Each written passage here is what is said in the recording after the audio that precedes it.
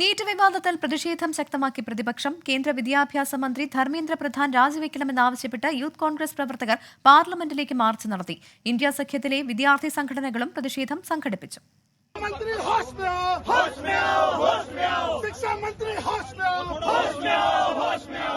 കേന്ദ്ര വിദ്യാഭ്യാസ മന്ത്രി ധർമ്മേന്ദ്ര പ്രധാൻ രാജിവെക്കണമെന്നാവശ്യപ്പെട്ടാണ് യൂത്ത് കോൺഗ്രസ് പ്രവർത്തകർ തലമുണ്ടനം ചെയ്ത് കഴുതപ്പുറത്തേറിയത്. പാർലമെന്റിലേക്ക് നടത്തിയ മാർച്ച് പോലീസ് തടഞ്ഞു.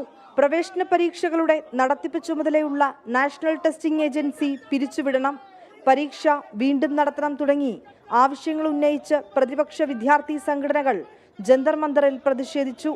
നീറ്റ് പരീക്ഷാ ക്രമക്കേടിനെ തുടർന്ന് വിദ്യാർത്ഥികളുടെ ഭാവി പ്രതിസന്ധിയിലായെന്ന് വിമർശനം. Demanding scrapping of NTA, demanding the resignation of Dharmendra Pradhan, the education minister.